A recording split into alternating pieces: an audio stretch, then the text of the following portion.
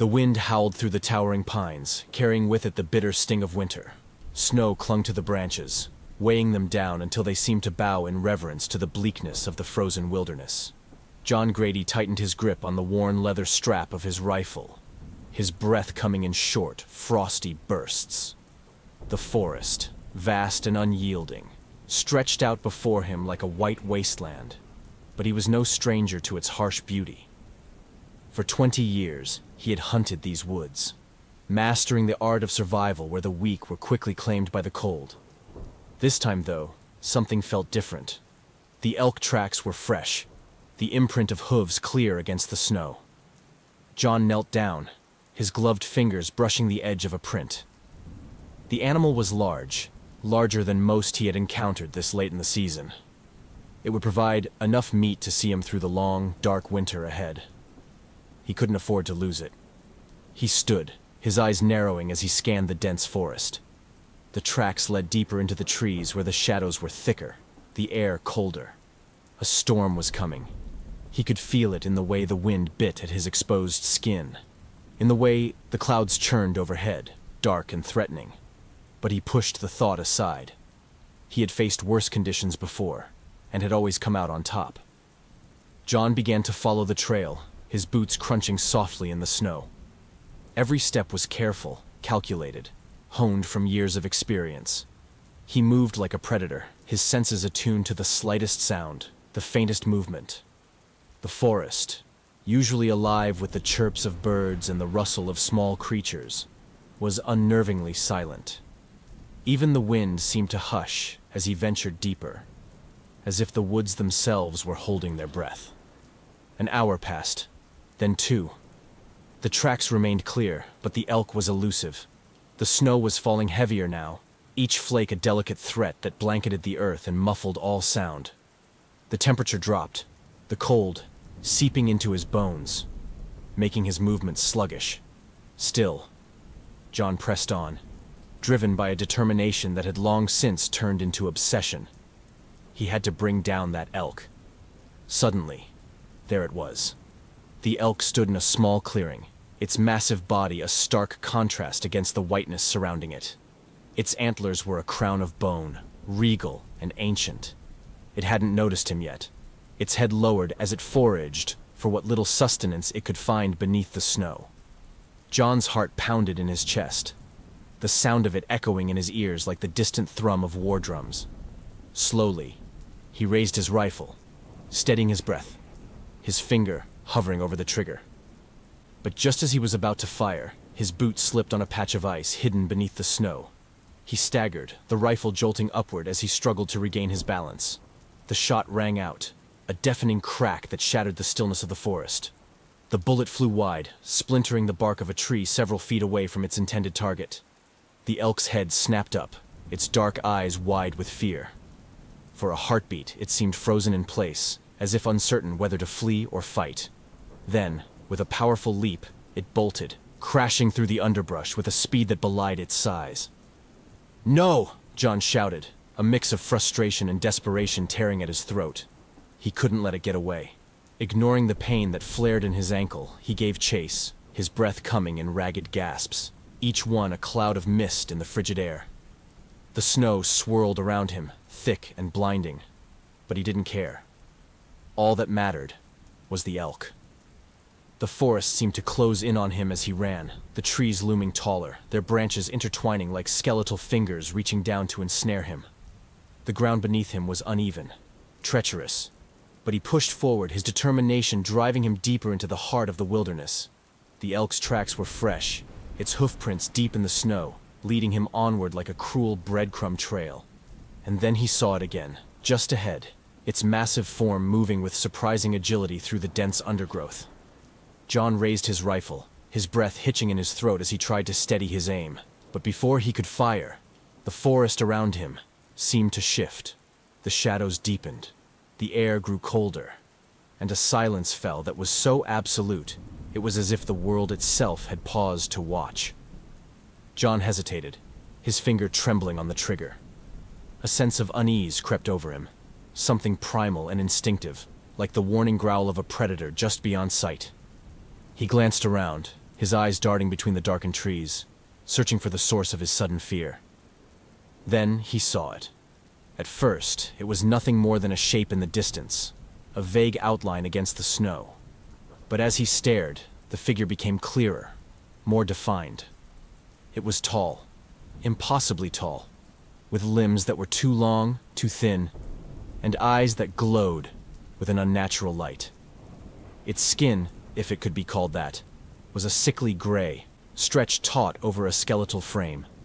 And its face, God, its face, was a mask of horror, a twisted parody of humanity, with sunken cheeks and lips pulled back in a permanent snarl. The Wendigo. John's breath caught in his throat, his heart hammering in his chest. The stories he had heard as a child, the tales whispered around campfires about the creature that roamed these woods, all came flooding back in an instant. The Wendigo, the spirit of the cold, the devourer of men. He had always dismissed them as legends, myths to scare children. But now he wasn't so sure. The creature stood motionless, its hollow eyes fixed on him. For a moment, neither of them moved, as if time itself had frozen in the grip of the winter storm. Then, with a speed that defied its emaciated form, the Wendigo lunged forward, its body disappearing into the swirling snow. John's instincts took over. He fired his rifle, the shot echoing through the trees, but the creature was already gone, vanished into the storm as if it had never been there at all. Panic surged through him, his mind racing with 1,000 thoughts. Had he imagined it? Was it the cold, the isolation, playing tricks on him? But the fear that gripped him was too real, too visceral to be dismissed. He turned to run, but his foot caught on something beneath the snow, sending him sprawling to the ground. Pain shot through his leg, sharp and immediate, and he cried out, clutching his ankle. He had twisted it badly, maybe even broken it. Panic and pain warred within him as he struggled to rise, but his leg refused to support his weight. He was trapped, alone, and injured, with nightfall, and the storm closing in fast. Desperation set in. He needed shelter, somewhere to ride out the storm until he could figure out what to do. Gritting his teeth against the pain, John crawled through the snow, his eyes scanning the forest for anything that could provide cover.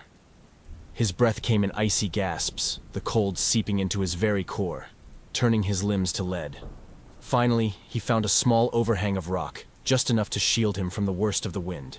He collapsed beneath it, his body trembling with exhaustion and fear. He fumbled with his pack, pulling out a thin blanket and a handful of matches. His fingers were numb, clumsy with cold, but he managed to strike a match, lighting a small fire that barely flickered in the howling wind. As he huddled close to the weak flames, the memory of the Wendigo's gaze burned in his mind. Those eyes, empty and endless, haunted him, gnawing at the edges of his sanity. He told himself it wasn't real, that it was just the cold, the storm, his own mind playing tricks on him. But deep down, in the darkest corners of his soul, he knew the truth. The Wendigo was real, and it was out there, in the storm, waiting. And so, with the wind howling and the fire sputtering, John Grady sat alone in the frozen wilderness, injured and afraid, haunted by the creature he had seen, or imagined, and the knowledge that he was no longer the hunter. He was the hunted. The morning brought little comfort. John awoke to the cruel bite of the wind, his body stiff and aching. The fire had long since died, leaving him with only the thin blanket and the oppressive cold. His ankle throbbed, swollen beneath his boot, a constant reminder of his perilous situation. Every movement sent sharp pain up his leg, but staying put wasn't an option. He had to find a way back to his cabin, if he could even remember the way. John gathered his meager belongings, every movement deliberate, calculated. He glanced at the sky, gray and heavy with more snow. The blizzard had passed, but the air was thick with the promise of another storm. He needed to move, to find shelter, before the weather turned against him again. Leaning heavily on his rifle like a crutch, John began to hobble through the snow. Each step was agony, his injured leg dragging behind him like a dead weight. The landscape around him had transformed overnight, the storm erasing any trace of the trail he had followed. The forest was a white maze, its trees looming like sentinels, their branches weighed down with snow. The silence was oppressive, broken only by the crunch of his boots and the occasional groan of a distant tree bending under the cold. As the hours wore on, fatigue set in. Every breath felt like inhaling shards of ice, burning his lungs. The forest seemed to close in on him, the shadows deeper, the cold more intense. His thoughts grew disjointed. The pain in his leg, a constant, gnawing presence that blurred the line between waking and dreaming. It was during one of these feverish lulls that he first heard it. A whisper, soft and fleeting, carried on the wind. John froze, his heart skipping a beat. He strained to listen, but the whisper faded into the background of the forest. Was it just the wind? His mind playing tricks on him? He shook his head, trying to clear the fog of exhaustion. But the sense of unease remained, prickling at the edges of his awareness. The whisper came again. Closer this time. Words he couldn't quite make out, a low murmur that set his nerves on edge. John spun around, eyes scanning the trees. But there was nothing. Only the endless expanse of snow and shadow. His pulse quickened, fear clawing at his chest. He tried to push it down, to rationalize it away. It was just the isolation, the pain. But deep down, a voice that wasn't his own, whispered that he wasn't alone. He pressed on, each step more difficult than the last. The hunger gnawed at him, a relentless ache in his gut. He had no food, no means of sustenance, and the cold burned through the meager energy he had left. The forest seemed to mock him, its silence now tinged with the faint echo of the whispers, always just out of reach. His thoughts spiraled, each one darker than the last. How long could he survive out here? How long before the Wendigo found him again? The day dragged on, the sun never fully breaking through the thick clouds. As night began to fall, John's desperation grew. He needed shelter, somewhere to hide from the cold and the creature that stalked him. The whispers had become more insistent, more coherent, threading through his thoughts like poison. "Embrace it," they seemed to say. "Embrace the hunger." John shook his head violently, trying to banish the voices, but they only grew louder. His grip tightened on his rifle, the metal cold against his skin. His mind was unraveling, the line between reality and hallucination blurring more with each step. He stumbled, nearly falling, his strength waning. He needed to find something, anything, to eat. It was then that he saw it, a flash of movement in the corner of his vision. John turned, his breath catching in his throat. There, half buried in the snow, was the carcass of a small animal, its fur matted and dark with blood. His stomach twisted at the sight, both with hunger and disgust. He limped toward it, every instinct screaming at him to stop, to turn away. But the hunger was too powerful, too consuming. He dropped to his knees beside the carcass, his breath coming in ragged gasps. The whispers were louder now, a cacophony in his mind, urging him on. His hands trembled as he reached for his knife, the blade catching the dim light as he brought it down. He hesitated, nausea rising in his throat, but the hunger was too strong. He needed to eat. As the blade pierced the flesh, John felt something inside him break. He tore at the meat, the taste of blood and fur filling his mouth. The whispers swelled, triumphant, as he consumed the raw flesh, his humanity slipping away with each bite. When he finally stopped, his stomach full, he looked down at his bloodied hands, a mixture of horror and satisfaction washing over him. The night was fully upon him now, the cold seeping deeper into his bones. The whispers had quieted, but their presence lingered, a dark shadow in the back of his mind. John knew, in that moment, that he had crossed a line, one he could never return from. He was no longer just a man lost in the woods. The Wendigo had found a way inside him, and it was hungry. Trembling, John wiped his hands on the snow, trying to rid himself of the evidence. But the blood seemed to stain his very soul. He stood, unsteady on his feet, and began to move again, the whispers now a constant, insistent murmur. He didn't know how much longer he could fight them. Night had fully descended by the time John stumbled upon his cabin. The small structure, nestled deep within the forest, was a beacon of safety in the otherwise desolate wilderness. But as he stood before it, a strange unease twisted in his gut. The cabin, which had once been a refuge, now seemed foreign. Its familiar wooden walls and snow-covered roof looming like a relic of a past life, a life that felt distant and unreachable. John limped forward, his body weak and trembling from hunger and cold. His ankle, now swollen to nearly twice its size, sent sharp stabs of pain up his leg with each step. Yet the physical agony was nothing compared to the torment inside his mind. The whispers, ever present, gnawed at his sanity, urging him to surrender, to give in to the hunger that burned within him. He pushed open the door and collapsed inside, the warmth of the small space washing over him like a balm. The fire in the hearth had long since died, leaving only a faint trace of heat in the air. He crawled to it, his fingers shaking as he fumbled for the matches. His movements were sluggish, uncoordinated, as if his body was no longer fully his own. As the fire sputtered to life, casting flickering shadows across the walls, John finally allowed himself to breathe. But the relief was fleeting. He could feel it, the change happening inside him.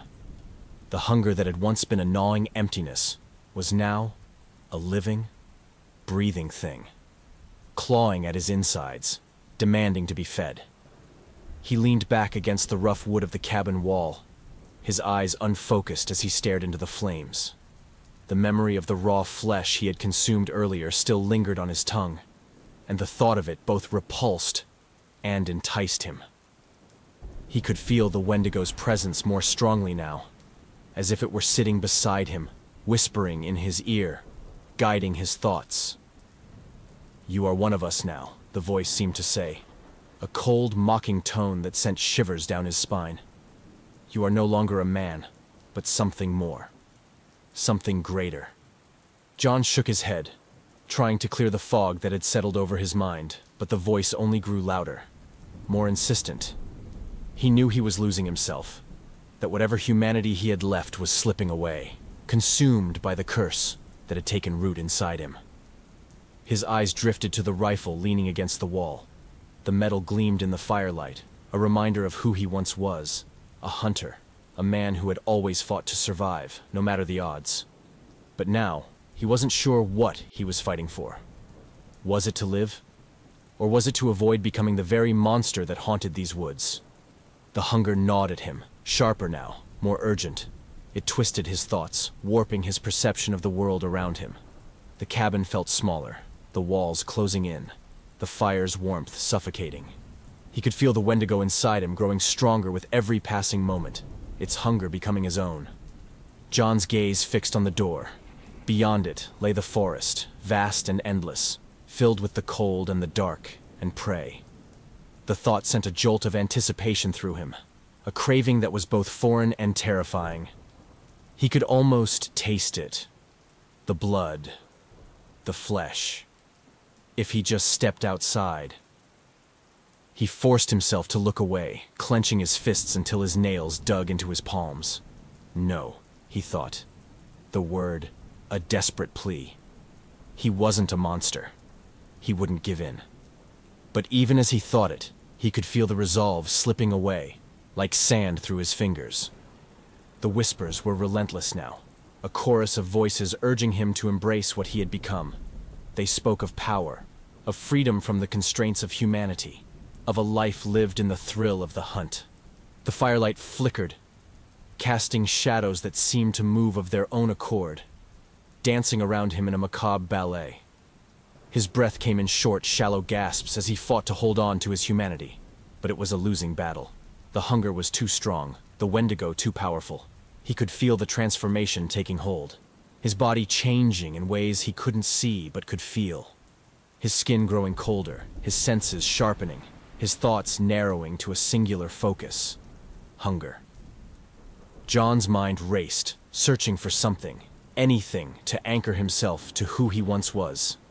His hand reached out, grabbing the rifle with trembling fingers. The weight of it was reassuring, a tangible connection to the man he used to be. He raised it, the barrel heavy as he pointed it at the door. I can end this, he thought, his finger hovering over the trigger. He could stop the transformation, stop the Wendigo from fully taking over. He could die as a man, not as a monster. But as he stared at the door, a new thought crept into his mind.